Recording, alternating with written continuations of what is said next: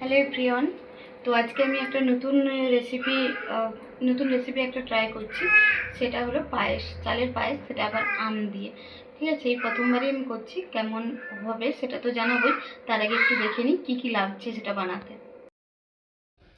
পায়েসটা বানাতে কী কী লাগছে সেটা একটু দেখে নিই। তো প্রথমেই লাগছে এখানে পাকা আম, আমি কেটে রেখেছি। এটা থেকে পরে মিক্সিতে আমি পেস্ট করে রাখবো তাই। আর এখানে চিনি, পায়েসের চাল, যেটা আমি 1 ঘন্টা আগে ভিজিয়ে রেখে দিয়েছি। আর এখানে আছে কাজু, বাদাম, আর তার সাথে আছে কিশমিশ, যেটা ছোট ছোট করে টুকরো করে রাখা আছে। প্রথমে তেজপাতা আর এলাচও আছে।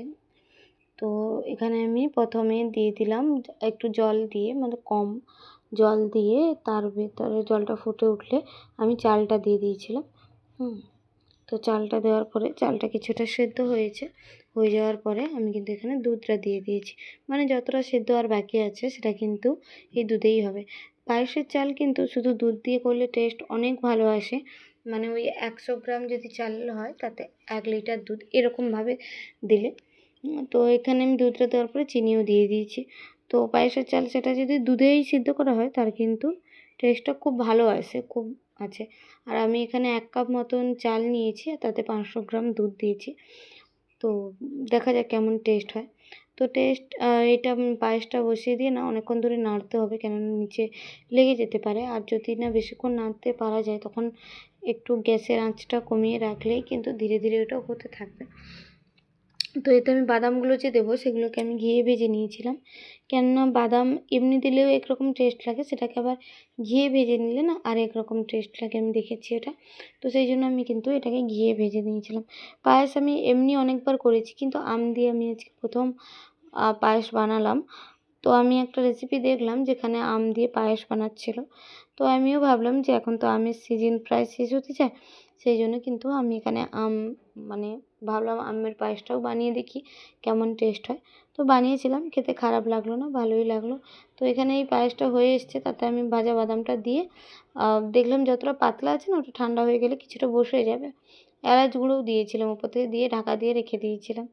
তো এটা ঠান্ডা হোক, তারপরে তখন আমি আবার আসবো।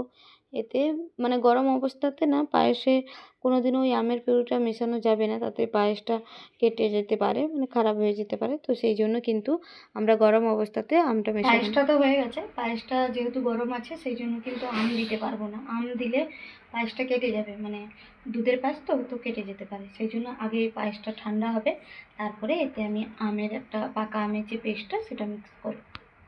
তো অনেকক্ষণই হয়ে গেছে যে আমি পায়েসটা বানিয়ে রেখে দিয়ে গিয়েছিলাম, এতক্ষণে ঠান্ডা হয়ে গেছে।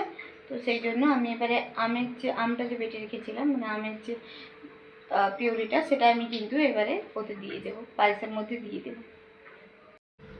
তো এখানে কিন্তু আমি পায়েসটা দেখলাম ঠান্ডা হয়ে গেছে।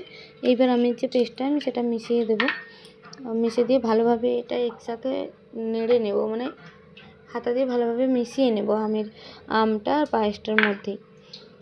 তো নাড়তে নাড়তে এটা খুব সুন্দরভাবে একটা গন্ধ ছাড়ছিল, যেটা খুব সুন্দর গন্ধ ছিল। আমি তো বানিয়ে দেখেছি, যেটা টেস্টটাও ভালো হয়েছে। আর এবারে আপনারাও বানিয়ে একবার দেখতে পারেন যে আমের পায়েস কেমন খেতে লাগে। যদি না ট্রাই করে থাকেন অবশ্যই ট্রাই করবেন, খেতে কিন্তু ভালো হবে, খারাপ হবে না।